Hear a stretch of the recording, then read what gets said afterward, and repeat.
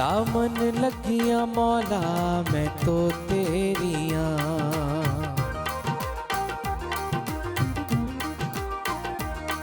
दामन लगियां मौला मैं तो तेरियां, मस्तो मस्त कलंदर मैं तो तेरियां, मेरा जीवे लजपाल जी से वाणी लाल, मेरा जीवे लजपाल जी से वाणी लाल, मैं तो तेरियां, मैं तो तेरियां, दामन लगियां मौला मैं तो तेरियां, मस्तो मस्त कलंदर मैं तो तेरियां।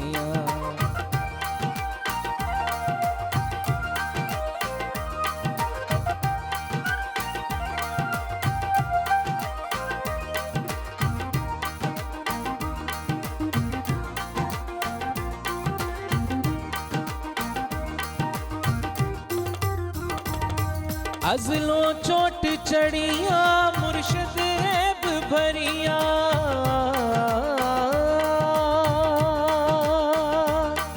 अज़लों चोट चढ़िया मुर्शिद ऐब भरिया, अज़लों चोट चढ़िया मुर्शिद ऐब भरिया, देव सारे गम टाल जी से वाणी लाल, देव सारे गम टाल जी से वाणी लाल, मैं तो तेरियां, मैं तो तेरियां, दामन लगियां मौला मैं तो तेरियां, मस्तो मस्त कलंदर मैं तो तेरियां, मैं तो तेरियां, मैं तो तेरियां, हो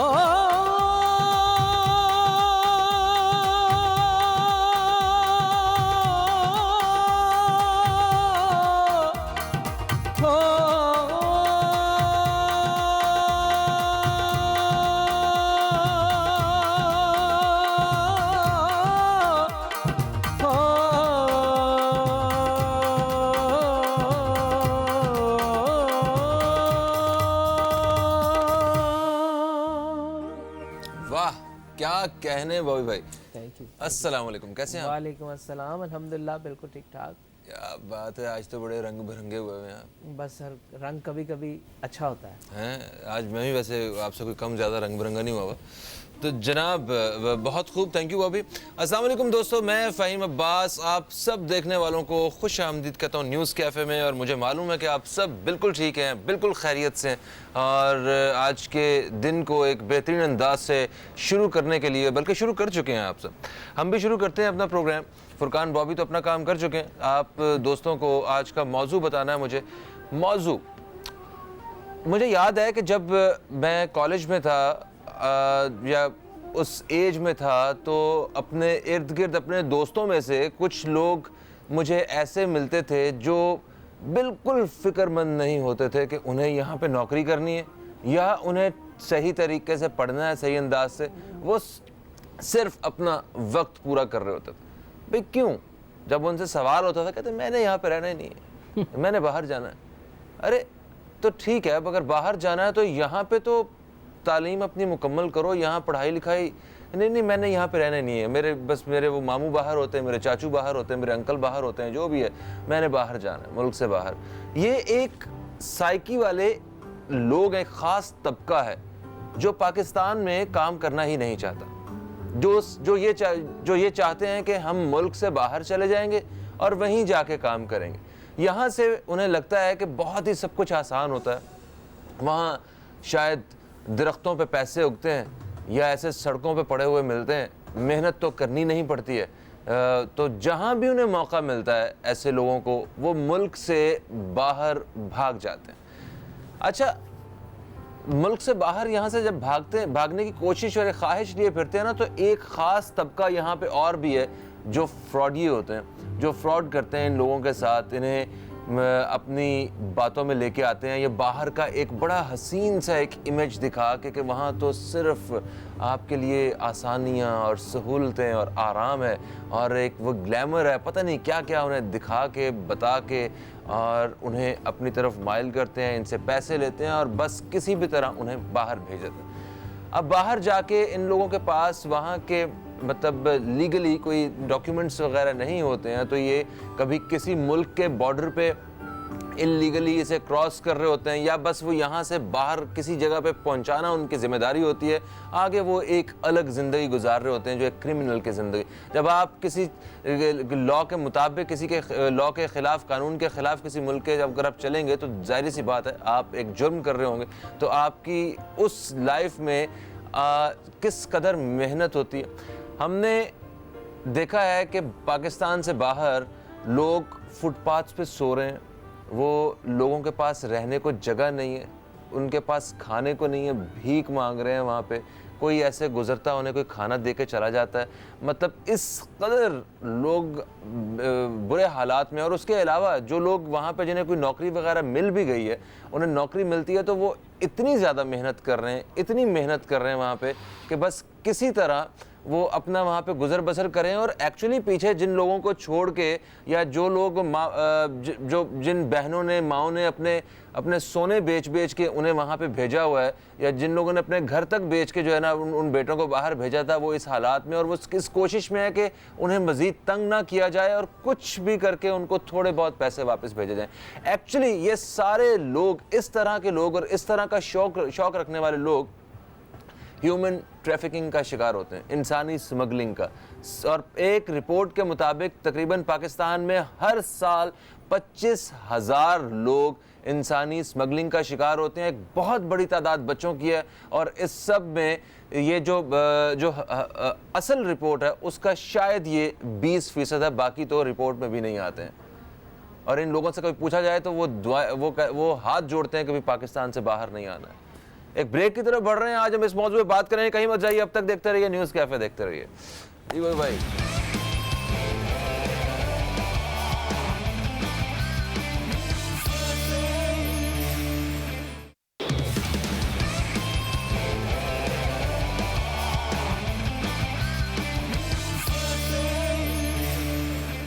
ویلکم بیک دوستو, آپ دیکھ رہے ہیں نیوز کیفے. میں ہوں فہیم عباس اور آج ہم بات کر رہے ہیں انسانی اسمگلنگ کے حوالے سے کہ اس میں اضافہ دیکھنے کو نظر آ رہا ہے اور پاکستانیوں کی ایک خاص تعداد انسانی اسمگلنگ کا شکار ہوتی ہے.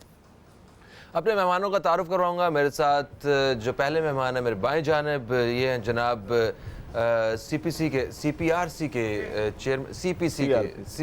سی کے چیئرمین ہیں. یہ بس ایک اے بی سی میں تھوڑا سا میں کمزور ہوں. شکیل بیگ صاحب, آپ کو ہم خوش آمدید کہتے ہیں. کیسے ہیں آپ؟ ٹھیک ٹھاک؟ بالکل.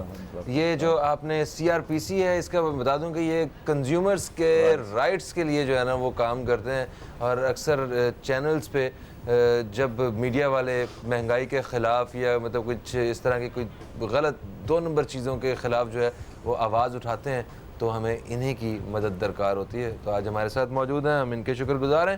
اور جناب ہماری جو دوسری مہمان ہیں, یہ بہت ایک خوب لکھتی ہیں, کالم نگار ہیں, فرح ناز صاحبہ. ہم آپ کو خوش آمدید کہتے ہیں. السلام علیکم. کیسی ہیں آپ؟ بالکل ٹھیک ٹھاک. شکر. آتے ہی آج آپ کی کلاس ہوگی. آج بالکل ہوگی. آج انہوں نے میری نانی کی یاد دلا دی مجھے, میں آپ کو بتا نہیں سکتا.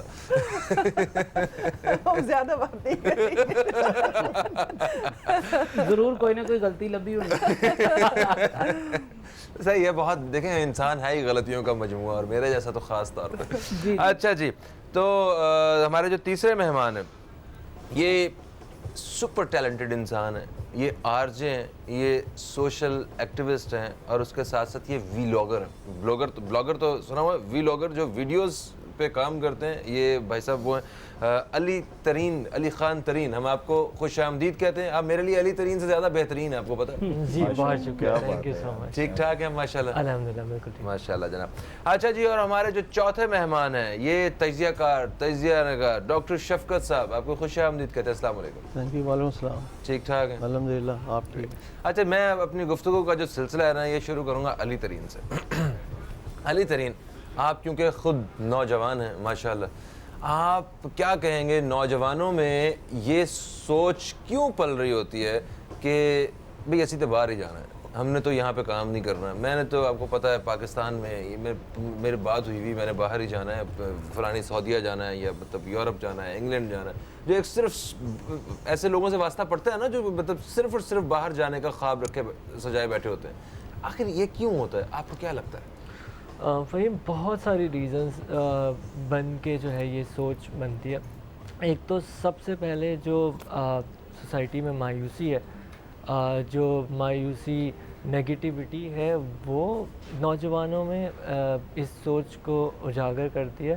دوسرا جو شارٹ کٹ کہ جی پاکستان میں تو کچھ نہیں رکھا, جی ہمارے سارے سلوشنز, ہمارے سارے مسئلوں کا حل تو جی امریکہ یورپ میں ہی رکھا ہے کہ ہم پاکستان سے باہر نکلیں گے تو جیسی پاکستان کا بارڈر کراس کیا, جیسے ابھی آپ انٹرو میں کہہ رہے تھے اچانک جنت میں داخل ہو جائیں, جنت میں داخل ہو جائیں گے, وہاں درخت لگے ہوئے وہاں سے جو ہے وہ نوٹ توڑ.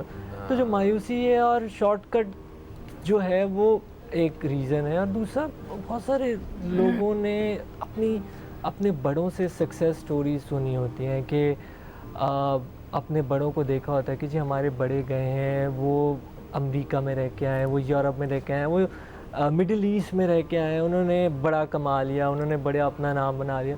لیکن ان کو یہ نہیں پتہ ہوتا ان نوجوانوں کو فہیم کہ ان کو یہ تو پتہ ہوتا ہے کہ یہ سکسیس سٹوری ہے, لیکن ان کو یہ نہیں پتہ ہوتا کہ اس دوران ان لوگوں کے اوپر کتنی مشکلات گزری ہوتی ہیں.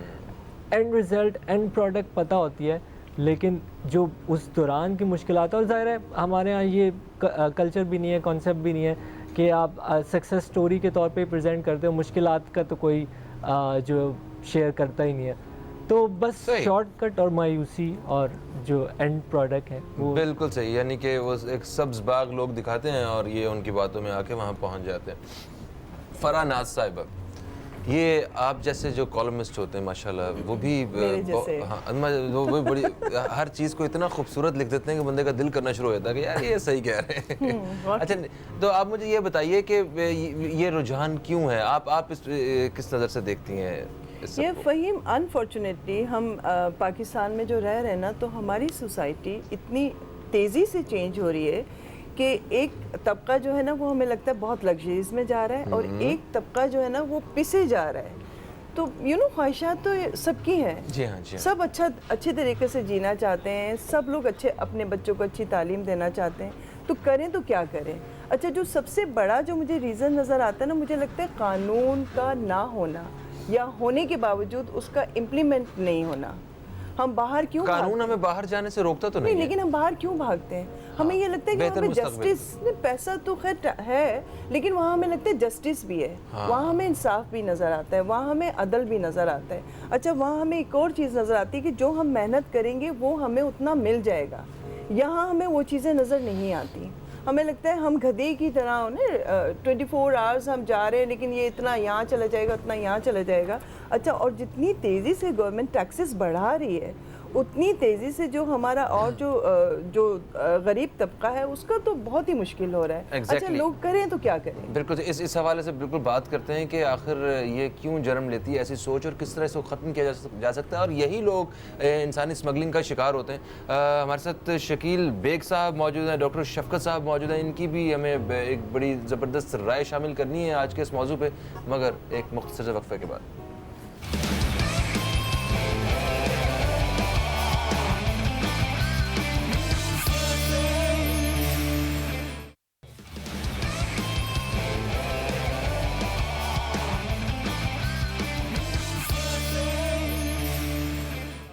ویلکم بیک دوستو, آپ دیکھ رہے ہیں نیوز کیفے, میں ہوں فہیم عباس, اور آج انسانی اسمگلنگ کے حوالے سے اپنے مہمانوں سے بات چیت کا سلسلہ جاری رکھے ہوئے ہیں. اور فی الحال ہم ابھی اپنے موضوع کے اس حصے پہ ہیں کہ جہاں ہم بات کر رہے ہیں کہ آخر اس ملک سے باہر جانے کی سوچ نوجوانوں میں پیدا کیوں ہوتی ہے, جس کا ہمارے مہمان علی ترین صاحب اور فرح ناز صاحبہ ایک اپنی اپینین جو ہے نا وہ شامل کر چکے ہیں. شکیل بیگ صاحب, آپ کیا سمجھتے ہیں کہ ایسا کیوں ہوتا ہے؟ اب میں پچھلے دنوں پڑھ رہا تھا کہ چائنا نے پوری دنیا میں جتنے بھی ان کے لوگ अच्छी अच्छी पोस्ट पे काम कर रहे थे, उन्होंने वापस बुलाए हैं और डबल उन्हें पे करके उन्होंने कहा कि आप अब हमारे मुल्क के लिए काम करें। तो मतलब ये एक बड़ी अच्छी चीज़ है। तो खैर हमारे यहाँ मुल्क से बाहर जाना, मुल्क से बाहर सेटल होना आज भी बड़ा काबिल फ़ख्र समझा जाता है। और इवन शादियों ब्याहों के जब मामला होते हैं तब भी कहते हैं लड़का मुंडा सा डबार हुंदा जी, तो बस फिर तो आपको किसी भी जो है ना बेटी का रिश्ता ले सकते हैं। इस तरह की भी बहुत सारी मिसालें देखने को मिलती हैं। देखें, पहली तो बात यह है कि इस वक्त पाकिस्तान को ज़रूरत है एक ऐसे नौजवानों की कि जो इस मुल्क को संवार सकें। अब अगर जब हम उस तरफ सोचते हैं तो जब हम देखते हैं तो एक जुमला इस्तेमाल किया जाता है, करीम तो निकल कर बाहर चली जाती है।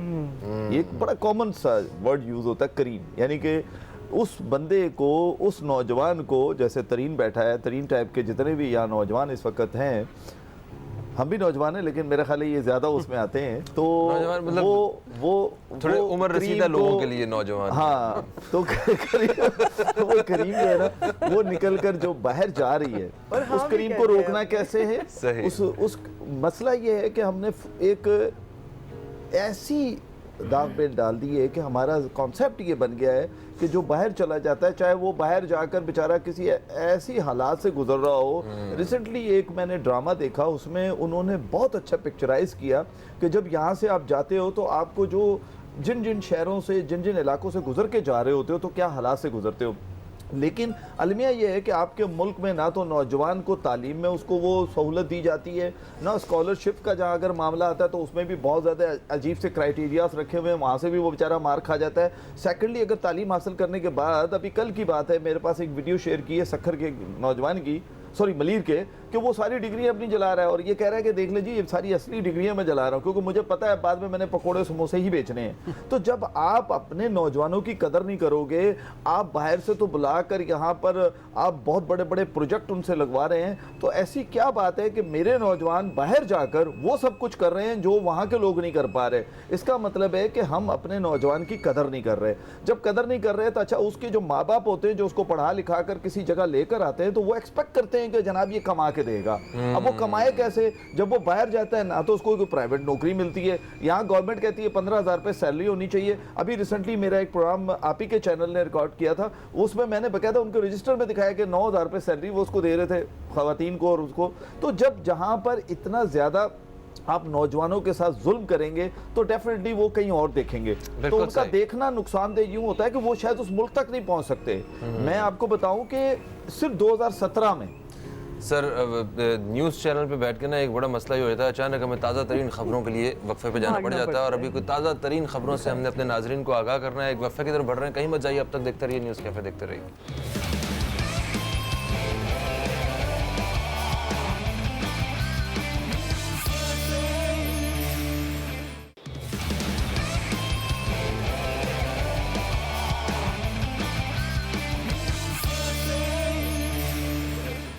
वेलकम बैक दोस्तों, आप देख रहे हैं न्यूज़ कैफ़े और आज का मौजू है इंसानी स्मगलिंग में इजाफा और इसको कैसे रोका जा सकता है, इसकी रोकथाम के लिए हमें क्या करना चाहिए। आज इस हवाले से हम बात कर रहे हैं। हमने अपने तीनों मेहमानों की राय ली कि लोग मुल्क से बाहर क्यों भागना चाहते हैं, ये ख्वाब क्यों सजा के बैठे होते हैं। डॉक्टर शफकत साहब, आपकी क्या राय है इस हवाले से?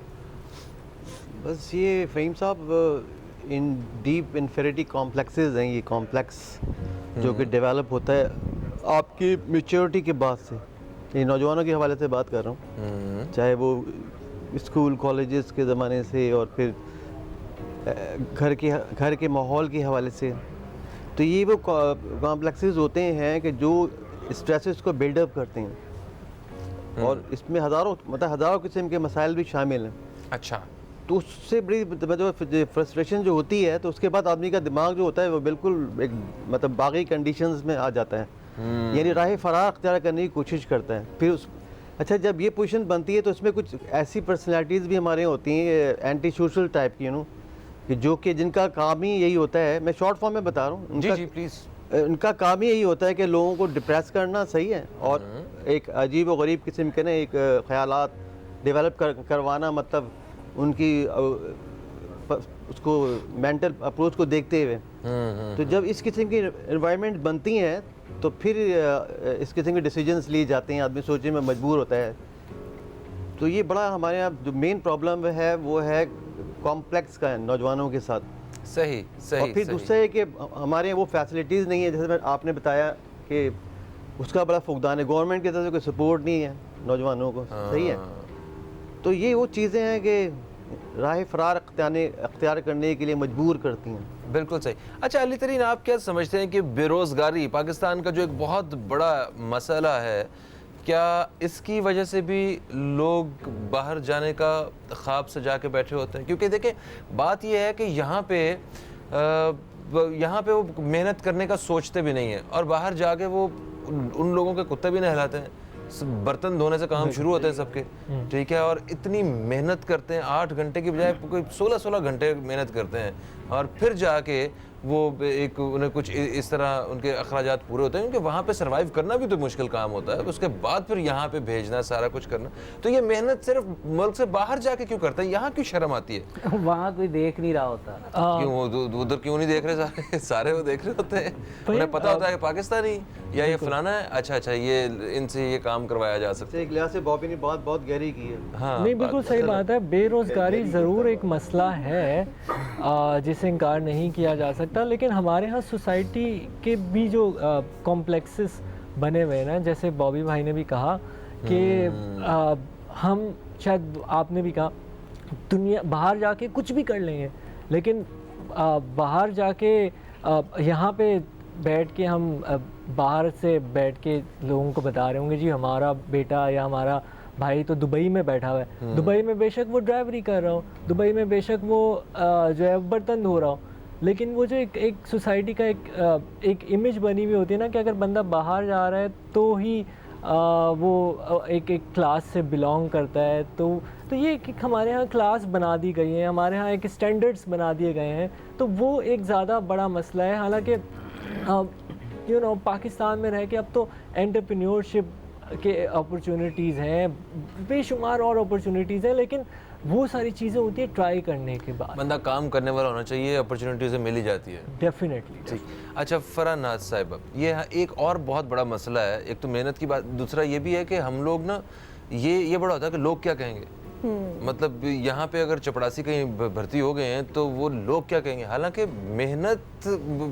محنت میں ہی تو عظمت ہے, اور کوئی کام چھوٹا بڑا تو نہیں ہوتا, باہر جا کے بھی یہ سارا کچھ کرنا ہی کرنا ہے. تو یہ لوگوں کے بارے میں زیادہ کیوں سوچتے ہیں ہم لوگ, اپنے بارے میں کیوں نہیں سوچتے؟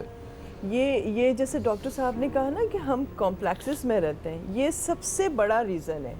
ہم اتنے زیادہ کمپلیکسز میں رہتے ہیں کہ ہم اپنے برابر والے جو پڑوس ہوتا ہے نا, وہ رشتہ دار نہیں ہوتا, لیکن اس سے بھی ہم اپنا کمپٹیشن کر رہے ہوتے ہیں. مطلب نہ وہ رشتہ داری ہے نہ کچھ ہے کہ میں گھر سے باہر جاؤں تو لوگ مجھے دیکھیں تو میں نے یہ پہنا ہوا یا میں نے وہ, حالانکہ لوگوں کے پاس اب ٹائم ہی نہیں ہے کسی کو دیکھنے کے لیے, کرنے کے لیے.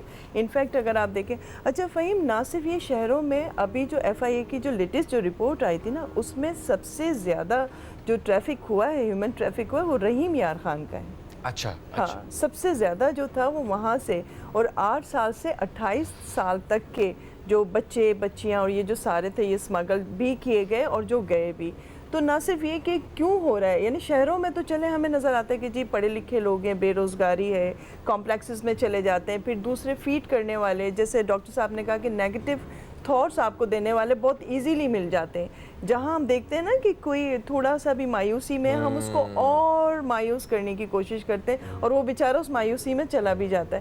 تو لوگوں کو لگتا ہے کہ شاید میں باہر چلا جاؤں گا تو میں چھپ جاؤں گا, نہ صرف یہ کہ اپنے گھر والوں سے, بلکہ جو کہتے ہیں نا سو کال رشتہ دار جن کو آپ کہتے ہیں, نہ لینا نہ دینا کہ کیا پہنا ہے کیا کھایا ہے, کچھ نہیں ہے, لیکن وہ اسی غم میں وہ اتنے زیادہ کمپلیکسز میں گئے ہوئے کہ ان کو لگتا ہے کہ شاید وہ کسی طرح بھاگتے دوڑتے چلے جائیں. کیونکہ آپ کو پتہ ہے یہاں سے Balochistan to Iran to Turkey, اور اس طرح یہ لوگ اتنا سفر کر کے یہ لوگ باہر جاتے ہیں. جیسے شکیل صاحب نے کہا کہ ایک ڈرامہ بھی ابھی آیا, انہوں نے بتایا کہ وہ اس کو لندن لے جانے کے لیے پہاڑوں میں چھوڑ دیا. اب کہاں لندن کہاں پہاڑ, تو لوگوں کو پتہ ہی کچھ نہیں ہے, لیکن وہ نکلنا چاہتے ہیں اور اس کے لیے کچھ بھی کرنے کو تیار ہے. بالکل. شکیل صاحب, ابھی پچھلے دنوں ایک پتہ چلا کہ ایک ملک میں, ملیشیا میں, کوئی سینکڑوں کی تعداد میں پاکستانی جیلوں میں بند ہیں ملیشیا میں, اور وہ ان کا کوئی رابطہ نہیں, اور نہ ہی کوئی ہماری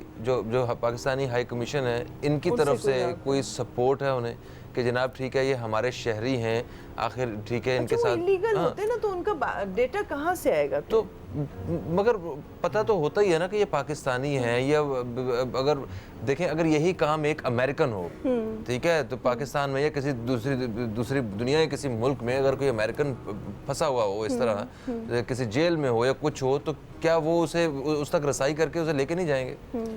نہیں دیکھیں, اس میں کوئی شک نہیں ہے کہ صرف ملیشیا کی بات نہیں ہے, بلکہ سعودی عرب جیسے ملک میں نے مثال دی ہے تو میں نے خود پچھلے دنوں سنا ہے, ایسا ہی ہے. اچھا, اس میں تھوڑا سا ایک نقصان وہاں دوسری سائڈ سے بھی ہو رہا ہے, سوشل میڈیا کی طرف سے بھی ہو رہا ہے. ریزنس یہ ہے کہ وہاں پر جب کچھ لوگ ایسے بیٹھے ہوئے ہیں کہ وہ اتنا ایزی کر دیتے ہیں کہ جناب جیسے آپ نے پاکستان کا سیاحت کے لیے نکلنا ہے تو وہ اس طرح کا ایران اور ترکی اور یورپ لے جا کر آپ کو بٹھا دیتے ہیں. آپ ان کے ساتھ بیٹھے رہے, وہ ودن 5 منٹس آپ کو ترکی سے امریکہ پہنچا دیتے ہیں. وہ اتنا ایزی ہوتا ہے. سیکنڈلی جیسے ابھی انہوں نے بھی کہا کہ رحیم یار خان کی بات کی, اسی طرح گجرانوالہ بہت مشہور ہے اس معاملے میں کہ گجرانوالہ کے بہت سارے لوگ گئے. صرف میرے خیال ہے کہ 2017 کا جو رجسٹرڈ کیس ہے 7400 اینڈ سمتھنگ ہے, ٹھیک ہے. اب آپ مجھے بتائیں کہ اتنا فیگر, یہ رجسٹرڈ کیسز ہیں, اب اس میں بہت سارے ایسے جو ان رجسٹرڈ بھی ہیں. اچھا, پھر ایک چیز اور ہے کہ جو اس وقت جو ہمارا ملک ہے وہ ایک دہشت گردی سے گزر رہا ہے, یعنی کہ ہم ایک ایسے خطرناک موڑ پر ہیں اس وقت کہ ہمیں نوجوانوں کو, میں سمجھتا ہوں بہت زیادہ کاؤنسلنگ کی ضرورت ہے. اور اس میں سب سے زیادہ جو نقصان ہے, ابھی جیسے ہم نے بات کی نہیں پڑھا لکھا, اس میں سب سے زیادہ جو نوجوان جا رہے ہیں یہ وہ ہیں جو الٹریٹ ہیں, بالکل پڑھے لکھے نہیں ہیں. ان کو سبز باغ دکھا دیے جاتے ہیں کہ جناب ادھر ادھر. اور سیکنڈلی میں آپ کو ایک مزے کی بات بتاتا ہوں, یہ بالکل جینون واقعہ بتا رہا ہوں کہ کسی گاؤں دیہات سے کوئی تقریباً 30-40-50 لوگوں کو لے کر آئے کہ ہم آپ کو لے کے جا رہے ہیں, کسی دوسرے ملک لے کے جا رہے ہیں. ان کو گھمایا پھرایا, اس کے بعد لے جا کر ایک جہاز میں بٹھا دیا ان کو. اور وہ کون سا جہاز تھا جو حسن اسکوائر کے ساتھ آج بھی کھڑا ہوا ہے.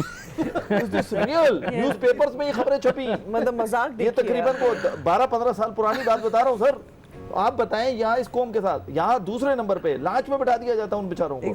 اب آپ جا رہے ہیں سمندر ہوگا, گھمائے جا رہے ہیں, اس کو جا کے گڑانی چھوڑ دیا, چل بھائی تو پہنچ گیا ترکی کے ساحل پہ, اب جا اپنی جگہ ڈھونڈ. سر بہت ظلم ہو رہا ہے. اچھا, کن سے فائدہ اٹھاتے ہیں؟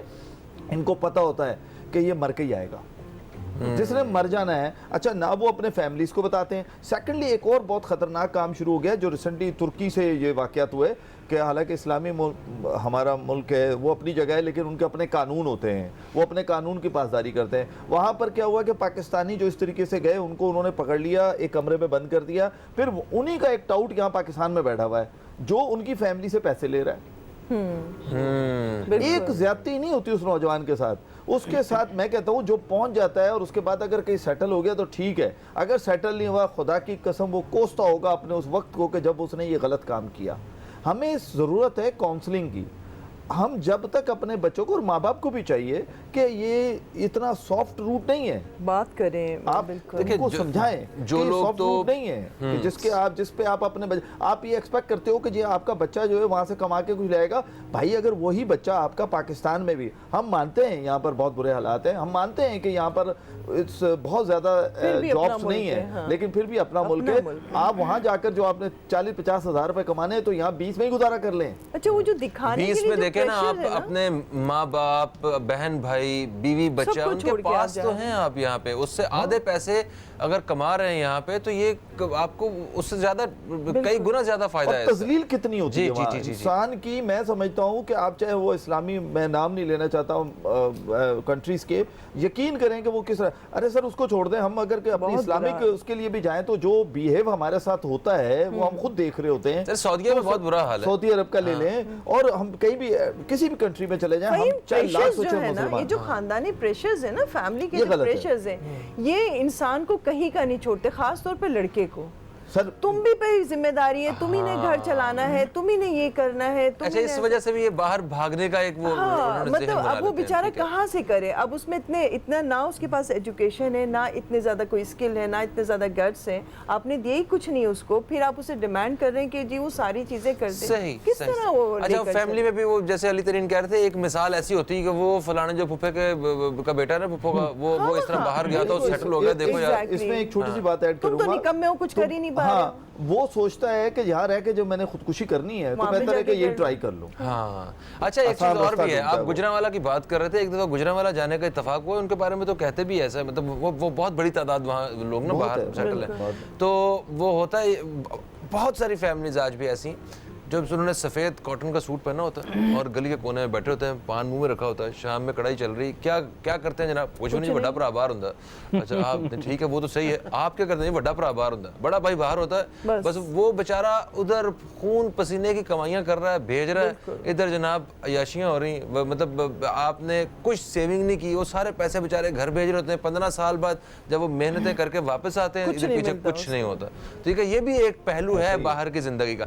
जनाब जब ऐसा कोई काम होता है लाइक जो मतलब मौके से फ़ायदा उठाने वाले जब बैठे होते हैं, वो कहते हैं ना कि जब तक बेवकूफ़ जिंदा है अक्लमंद भूखा नहीं मर सकता। ठीक है, तो ये जो ऐसे एजेंट्स वगैरह हैं जो इन लोगों को बाहर भेजते हैं, उनको क्यों नहीं पकड़ा जाता है? या पता तो चल ही जाता है ना एक आध केस के बाद ही कि जनाब ये बंदा जो है ना ये गलत काम कर रहा है, वो फिर भी आज़ादी के साथ सालों से बरसों एक काम करते रहते हैं, इसी तरह लोगों को बेवकूफ़ बना बना के पैसे व हथियारे होते हैं। फहीम साहब मसला ये है कि मैंने बताया आपको कि एंटी सोशल पर्सनैलिटी जो होती है ना, वो एक पर्सनैलिटी है, सही है, उसके बाद गर्ड्स होते हैं, उसके बाद टैलेंट होता है, उसको पता होता है किस तरह मूव करना है, सही है, वो बहुत एक माहौल क्रिएट करके इन बच्चों को जो है ना जहन को बिल्कुल वॉश करके ना उसको इस पैटर्न पे लेके आता है बिल्कुल कि सब बाग दिखाता है, समझे ना। उसके बाद ये बच्चे उस काम को डन करने के लिए जो कुछ भी कर सकते हैं, बाद तो चोरियाँ भी करते हैं, आपको पता है। हाँ, उन्होंने उतने लाख इकट्ठे करने होते हैं ना, पैसा इकट्ठा करना होता है, सही है। अक्सर आपने देखा होगा जो पकड़े ले जाते हैं चोरी करते हैं, इन्वेस्टिगेशन भी पता चलता है और ये जी नेगेटिव जी गाइडेंस भी अमेरिका देते जाना हैं। था, बिल्कुल बिल्कुल। एक बच्चा आया, मेरे दोस्त बैठे हुए थे, वो मेरे ख्याल में वकील है, उससे आके कहता है कि यार वो बाहर जाने के लिए, सही, तो अब उनकी बात हो रही है, वो बोलता है कि यार आप किसी भी तरह कोशिश करके ना मुझे 12 लाख मैं आपको देता हूँ, मुझे आप लंदन भिजवा दो। बिल्कुल। लेकिन वो मेरा दोस्त वकील उसको समझाता है कि भाई ऐसा नहीं हो सकता बेटा, अच्छा विजिट वीज़ा, एजुकेशन वीज़ा नहीं कह रहा बिल्कुल वो विजिट वीज़ा कह रहा है कि जाते ही वहाँ जाके ना, जाने के बाद वो समझता है कि बहुत कुछ हो जाएगा वहाँ जाके ना, पाउंड्स मिलना शुरू हो हाँ। जाएंगे। तो फिर उसने समझाया बेटा कि अगर वाकई आपको जाना है तो आप सही अप्रोच करो, आप एजुकेशन वे बनाओ अपना, एक तरीके से वहाँ पर जाओ, एजुकेशन वे में आप काम भी कर सकते हो, बिल्कुल जॉब भी कर सकते हो, पढ़ भी सकते हो। तो इस तरह की बहुत सारी ह्यूमर्स हैं मतलब इस मुल्क के अंदर, लेकिन ये काम जो है ये हमारी गवर्नमेंट का है कि उसको किसी तरीके से जो है ना इस पर काबू पाया जाए, काबू पाया जाए, मैनेज किया जाए इसको। सदियों से रो रहे हैं ना कि पाकिस्तान में लॉज तो हैं, और इस हवाले से भी एक लॉ है, prevention and control human trafficking 2008 ordinance, 2002 ordinance, लेकिन उस पर इम्प्लीमेंटेशन कौन करे? No doubt law enforcement agencies काम करती हैं, लेकिन ज़ाहिर है लॉ को उस तरीके से प्रॉपरली इम्प्लीमेंट करें, उसके बाद ही इस चीज़ के एजेंट्स को भी पता है कि पाकिस्तान वो कंट्री है जहाँ पे उस तरीके से लॉ पे इम्प्लीमेंट नहीं होता, तभी वो उसको अपना सॉफ्ट टारगेट बिल्कुल सही, बिल्कुल सही। इस पर मज़ीद बात करते हैं, और एक्चुअली इस तरह के सारे वाक़यात की वजह से जो दूसरे पाकिस्तानी जो विज़िट के लिए जाते हैं उनको कितनी तकलीफ़ का सामना करना पड़ता है, उन्हें इतने डॉक्यूमेंट्स जो है ना बना के देने पड़ते हैं, अपने पूरे ख़ानदान की डिटेल देनी पड़ती है, एक एक चीज़ के जनाब हम ऐसे, तो फिर जाके कहीं आपको वो वीज़ा देते हैं, वो भी उनकी मर्ज़ी के मुताबिक। एक ब्रेक की तरफ बढ़ रहे हैं, ब्रेक से वापस आते हैं तो मज़ीद बात करते हैं इसी हवाले से, कहीं मत जाइए, अब तक देखते रहिए न्यूज़ कैफ़े, देखते रहिए।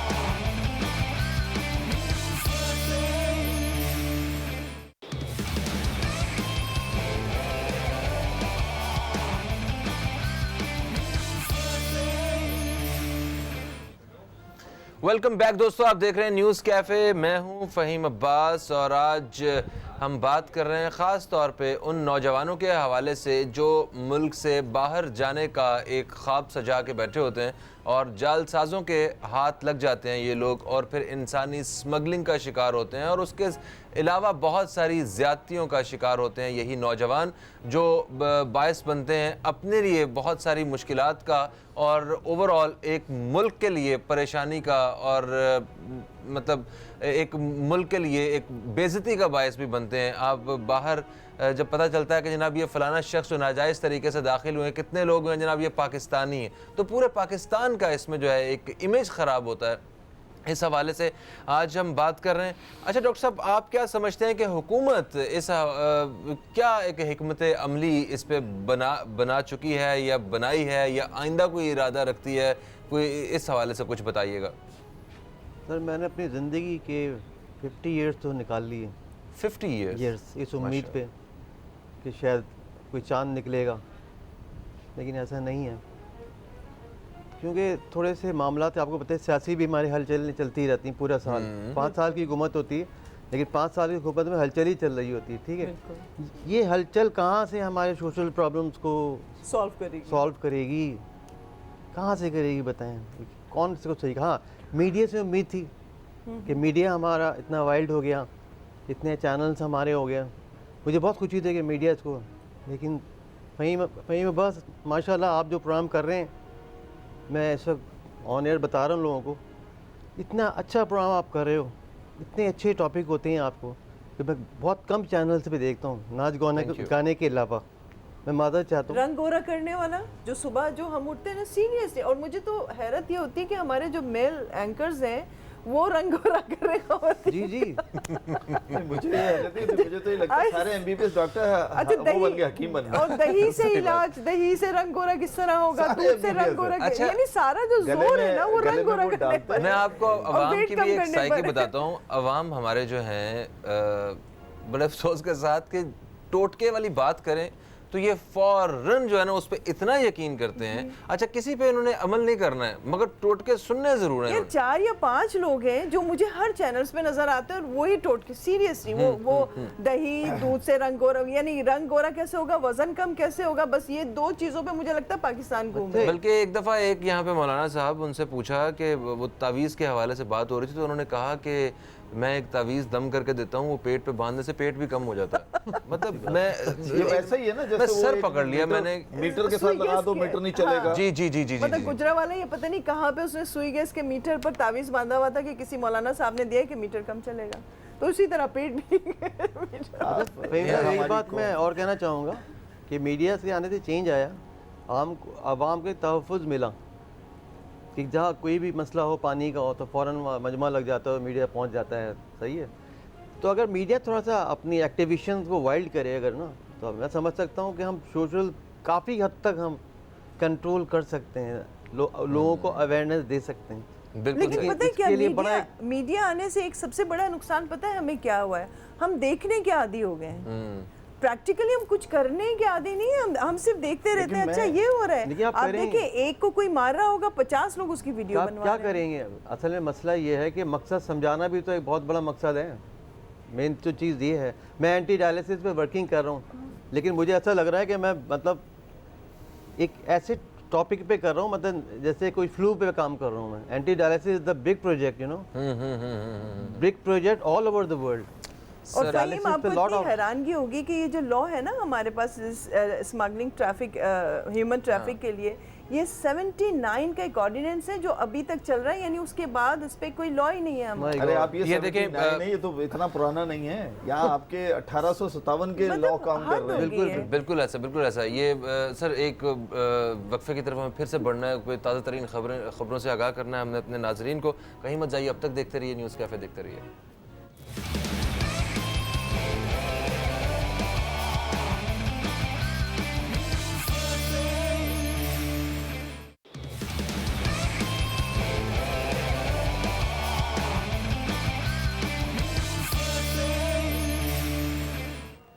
ویلکم بیک دوستو, آپ دیکھ رہے ہیں نیوز کیفے, میں ہوں فہیم عباس, اور آج ہم ہیومن ٹریفکنگ کے حوالے سے اپنے پروگرام میں اپنے مہمانوں سے بات چیت کا سلسلہ بالکل جاری رکھے ہوئے ہیں.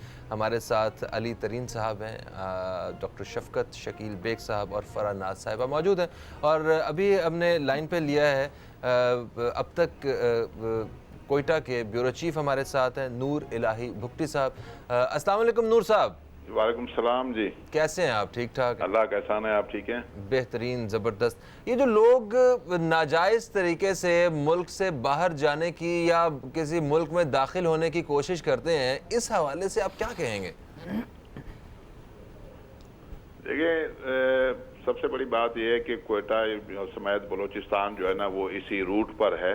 پنجاب سے جتنے لوگ آتے ہیں یا وہ تفتان کے راستے سے جاتے ہیں یا وہ تربت اس راستے سے جاتے ہیں. اور یہ بڑی بدقسمتی ہے چونکہ ہم ان چیزوں کو یہاں پر فیس کرتے ہیں. جو لوگ گرفتار ہوتے ہیں جب آتے ہیں ان سے جب ہم کہانیاں سنتے ہیں تو آپ یقین کریں کہ دل جو ہے وہ خون کے آنسو ہوتا ہے. جب ہم ان سے پوچھتے ہیں وہ کہتے ہیں کہ راستے میں ہمیں ڈیڈ باڈیاں پڑی ہوئی ملتی ہیں جن کو جانور کھا رہے ہوتے ہیں. بے گور و کفن لاشیں وہاں پڑی ہوتی ہیں. پھر جب ان پر فائرنگ ہوتی ہے وہ کئی ایسے ہم نے زخمی دیکھے ہیں. یہاں پر آج سے کوئی 2-3 سال پہلے کچھ لوگ لائے تھے جس میں ایک بچہ بھی تھا.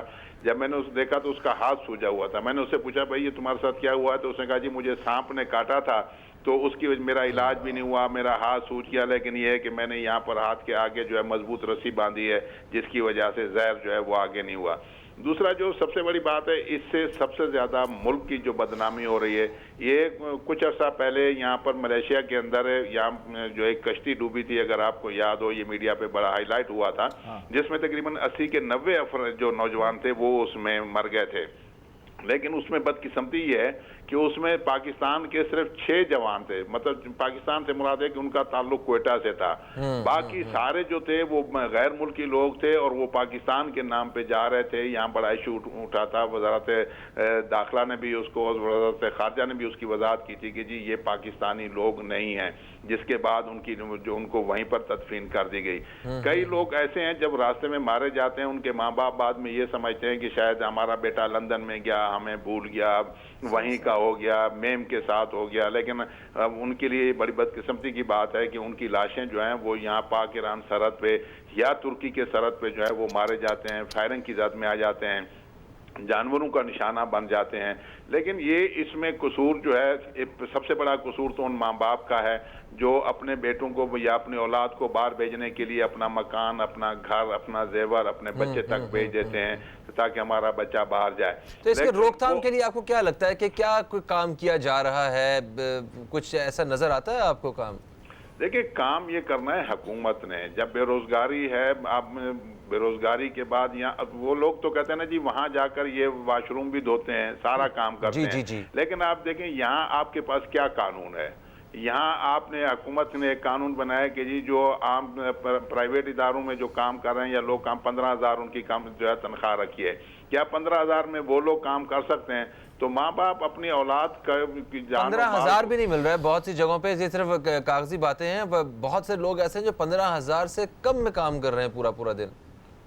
جی بالکل, یہ ایسی بہت سی چیزیں. اب بلوچستان میں اب اگر آپ دیکھیں, اگر بلوچستان کے لوگ یہاں پر زیادہ تر جو ہے وہ آسٹریلیا گئے ہیں, وہاں پر انہوں نے جا کے نوکریاں کر رہے ہیں یا جو بھی کر رہے ہیں, سروس کر رہے ہیں اپنے ماں باپ کے پیٹ بھرنے کے لیے.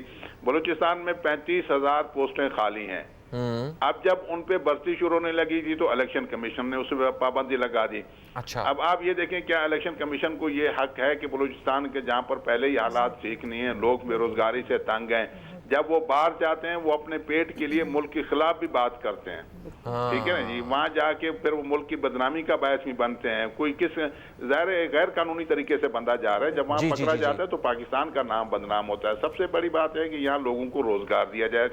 دوسری بات ہے کہ ہم ہر چیز جو ہے پولیس اور یا دوسرے سیکورٹی اداروں پر ڈالتے ہیں. ایف آئی اے کا یہ کام ہے کہ ایف آئی اے ان لوگوں کو گرفتار کرے جو پنجاب سے لوگوں کو ورغلا کے بھیج رہے ہیں. تو میں مطلب کئی ایسے لوگ ہمیں ملے ہیں, وہ کہتے ہیں کہ جی جب ہمیں بارڈر پہ چھوڑا جاتا ہے تو کہتے ہیں سیدھے ناک کی سیدھ پہ بھاگو, ہمارا کوئی واسطہ نہیں ہے. اس میں ان کو گولی لگے, اس میں خدا کر ان کو گرفتار ہو. ترکی کے واقعات آپ کے سامنے ہیں, وہاں لوگوں کو باقاعدہ بعد میں پتہ چلا وہ ایک پلان ہوتا تھا.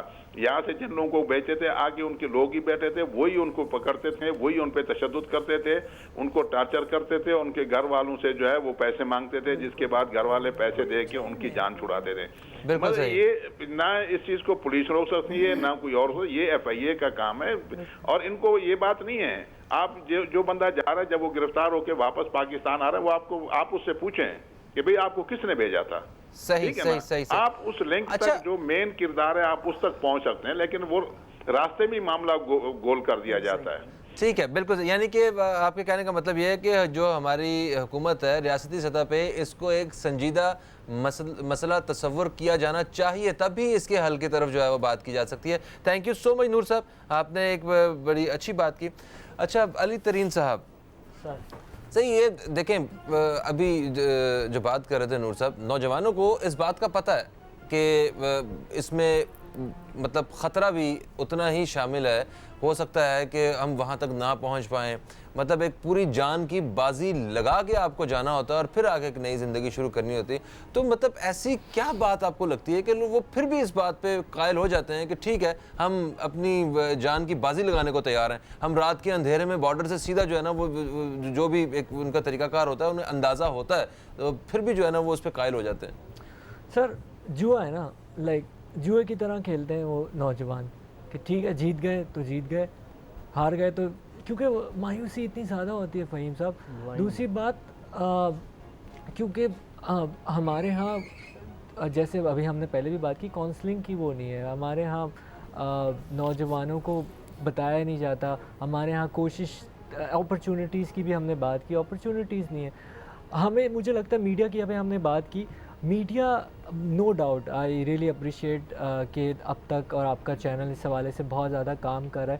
مجھے لگتا ہے ہمیں اس ایشو کو ڈسکس بھی کرنا چاہیے، پلس وہ جو ایشو اس طرح کی جو اسٹوریز آتی ہیں جو وہاں پہ جا کے نوجوانوں کے ساتھ جو واقعات ہوتے ہیں ان کو اس طریقے سے رپورٹ کرنا چاہیے ہمیں، تاکہ کیونکہ میڈیا کے ذریعے یہ چیزیں پہنچ سکتی ہیں. بالکل. اچھا دیکھیں علی، آپ بھی ماشاءاللہ ایک نوجوان ہیں اور آپ بلائنڈ کمیونٹی کے لیے کام بھی کر رہے ہیں اور آپ ماشاءاللہ ایک سیٹل آدمی ہیں، تو اپرچونیٹیز کی جہاں تک بات ہے ٹھیک ہے، بے روزگاری ہے، سارا کچھ ہے، مگر اگر آپ نیک نیتی سے، مستقل مزاجی سے کسی چیز کی طرف بڑھیں تو کیا ہم حاصل نہیں کر سکتے اسے؟ اپنے ملک میں بیٹھ کے کام نہیں کر سکتے ہم لوگ؟ میں آپ سے بالکل 100% اتفاق کرتا ہوں، بالکل کیا جا سکتا ہے، لیکن کیونکہ بچے ہوتے ہیں، کچے دماغ ہوتے ہیں، ان کو یہ بات سمجھانے والا کوئی نہیں ہوتا، ان کے اوپر اپنے لیے، اپنے گھر والوں کے لیے کچھ کرنے کا جنون سوار ہوتا ہے اور اس جنون کی خاطر وہ کر رہے ہوتے ہیں. کیونکہ ہمارے ہاں اسکولس میں ہمارے ہاں وہ کلچر ہی نہیں ہے کہ کسی طریقے سے ان کے ماں باپ بھی پڑھے لکھے نہیں ہوتے، کاؤنسلنگ نہیں کی جاتی محلوں میں، اسکولوں میں، کالجز میں، وہ سسٹم ہی نہیں ہے نا. ماں باپ کا بھی ایک اچھا ماں خاصا باپ کا قصور ہے، بہت بڑا رول ہے. ماں باپ کو خود بھی نہیں نالج ہوتی نا سر. بالکل یہ بھی ہے، وہ سمجھتے ہیں پیٹ کاٹ کے بس فیسیں پوری کر رہے ہیں، ہمارا اپنا فرض ادا ہو گیا، ہم نے بس. ہاں صحیح. اچھا کالر ہمارے ساتھ ہیں، انہیں شامل کریں گے. السلام علیکم جی، کون ہے ہمارے ساتھ؟ وعلیکم السلام فہیم بھائی، یا بات کر رہا ہوں. یا بھائی، آپ کو خوش آمدید کہتے ہیں. طبیعت کیسی ہے آپ کی؟ ٹھیک ہے، اللہ کا احسان ہے، اللہ تعالیٰ آپ کو خوش رکھے. پروگرام بڑے سیریس ایشوز پہ کرتے ہیں آپ. دیکھیں بات یہ کہ میں اگر آپ سے کہوں کہ یہ جو حادثات ہوتے ہیں، جو لوگ یورپ جانے کے چکر میں، امریکہ جانے کے چکر میں ادھر ادھر بھٹک جاتے ہیں، لیکن اسپیشلی جو پرابلم پتہ ہے کہ فہیم بھائی، جہاں جن لوگ علاقوں سے یہ ایجنٹس ان کو بھرتی کر کے جو لے کر جاتے ہیں، جو بیچارے اپنی زمینیں بیچ کے چلے جاتے ہیں، وجہ یہ ہوتی ہے کہ ان کو اویئرنیس ہی نہیں ہوتی. کیونکہ اب جو اتنی سخت مانیٹرنگ ہونے لگی کہ پہلے تو پھر بھی یورپ آدمی، اب یہ ٹرکی سے یا ایران سے یا کہیں سے لے کے جاتے ہیں، اس میں راستے میں لوگ مر ہی جاتے ہیں اور نہ ان کو پتا ہوتا ہے کہ ہم کہاں جائیں گے، ان کو اپنی ڈیسٹینیشن کا صحیح روٹ ہی نہیں پتا ہوتا.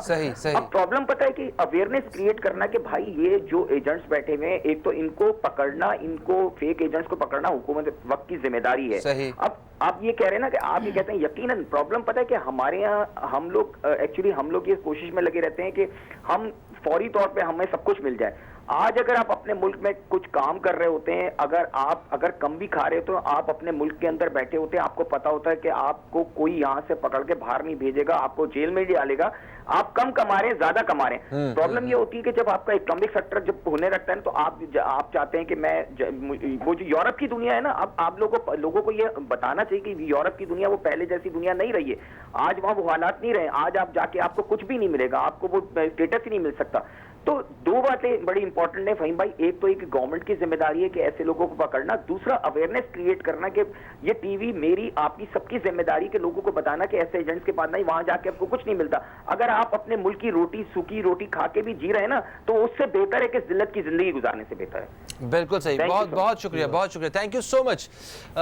वक्त प्रोग्राम का बहुत ही कम है, तो मैं आप मेहमानों से वन लाइनर अगर आप कुछ पैगाम देना चाहते हैं हुकूमत से, अगर आप, मैं तो रिक्वेस्ट कर ही रहा हूँ, यह साहब ने रिक्वेस्ट किया हुकूमत वक्त से कि ये जालसाज हैं इनको पकड़ा जाए, जो कि लोगों के मुस्तकबिल से खेल रहे हैं और लोगों के ख़ानदानों के अंदर जो है मुश्किलात और ज़्यादा पैदा कर रहे हैं, और नौजवानों में जो है ये एक अवेयरनेस के लिए एक पूरा प्रोग्राम जो है वो तैयार करना चाहिए और इस मसले को संजीदगी से लेना चाहिए। मेरे तो वैसे हुकूमत से भी और ख़ासकर उन एजेंसी से है कि जिन एजेंसीज का काम है, ख़ासकर FIA का काम है कि वो इस चीज़ के ऊपर क्यों नहीं मॉनिटरिंग करती। और कोई इतना मुश्किल काम नहीं है अलबत्ता कि कौन से एजेंट हैं, उनकी एक लिस्टें होती हैं, FIA फौरी तौर पर इस पर कार्रवाई करे ताकि मज़ीद लोग इस तरह के काम ना कर सकें और वहीं पर ये मामला रुक जाए। बिल्कुल सही।